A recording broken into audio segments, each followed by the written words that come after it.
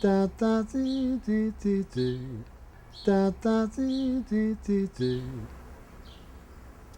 Keep smiling. I got my dog Tito, Tito Latore Levy, quite a number of years ago. He was just this black and white, mutt, this terrier mix. Wasn't a large dog, wasn't a small dog, just the right size, especially for the city. He was about, I think, 5 or 6 when we got him. And he lived to be about 17, I think. He was living with these 2 English people who had this antique store next to this building where my wife had she's a psychotherapist, she had her office there. And then one day she walked in, there was a notice in the window saying that they were looking to put the dog with somebody else, with another family, because they were going to England. And they didn't want to take the dog with them because you got to quarantine the dog over there for 6 months. When he first came, he would be sitting there very, and he would go into the bed and everything. And me and Anita just said, "What the hell did they do to this guy?" I mean, he lives in this concocted little thing. I mean, he's supposed to sleep wherever he wants to sleep. So we got rid of that. And then, like in about 2 weeks, he took over the whole house. The transition from it finally dawning on him in about 2 weeks, where he just finally went, "Oh, this is my house. It's not their house, it's my house. These guys are easy. I got these guys." You acquiesce to their needs and their demands. I assume there's some people that don't. There are. I don't assume there are, but I don't know. I see them in the street sometimes, and they don't seem to be having any fun, the owner or the dog. I would take them on walks, and we'd go into this house and that house, and this store and that store for treats, and everybody was very friendly with Tito, and Tito knew everybody, and he was very well loved.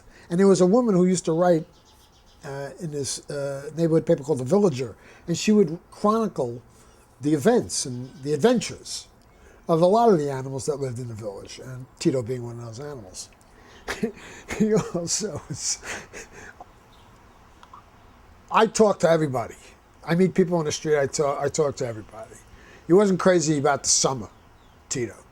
We'd go out for walks, and it was like, I'd run into somebody, and he'd be there, and he'd kind of look up and go, "Oh, this is a half hour.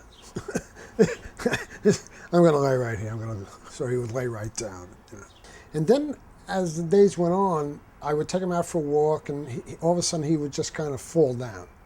And then he would get up, and I would finish the walk. And this kind of started to happen a little more often. And then one day he just fell down, and he wouldn't get up. Couldn't get up. So I didn't know what to do. So I went with my wife, and we took him up to this place called the Animal Medical Center.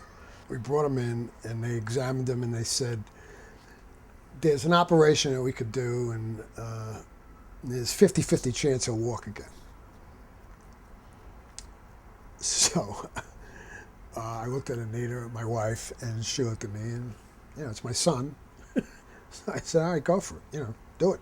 So they did the operation, and he was paralyzed for the next 2 months. He was not left alone for 1 minute. After about a month, I said to my wife, I said, "I got to take him out. I mean, he hasn't been out in a month. He's got to get some fresh air." So I didn't want to carry him. He weighed about 35, 40 pounds. So I went out and I bought one of those little red wagons. And I put blankets in the red wagon, I put him in the wagon, and I wheeled him around the neighborhood.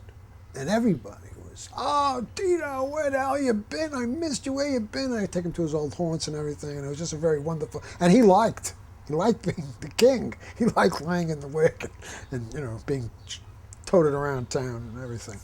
And then, I was in the kitchen. I think I was making some eggs or something, and I heard the patter of little feet.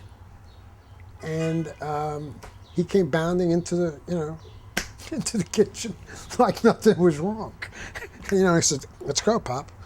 I got to go out. Let's go. Let's go.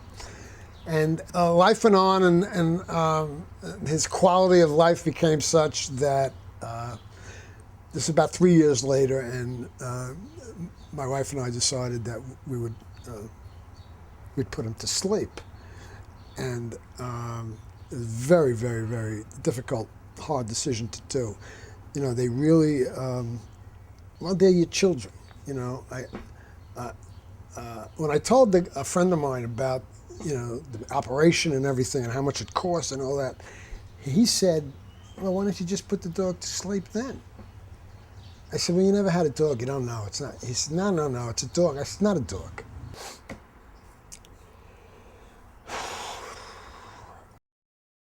Anyway, about 3 years later, like I say, his quality of life became such that we decided to put him to sleep. So I went out to the supermarket and I bought a filet, steak filet mignon, and I cooked it up and I cut it up, and we sat in the kitchen on the floor, and I was feeding him his last meal. I was giving him his last meal.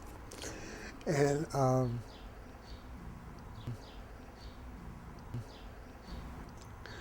usually when we take him to the vet, he was very nervous all the time, you know.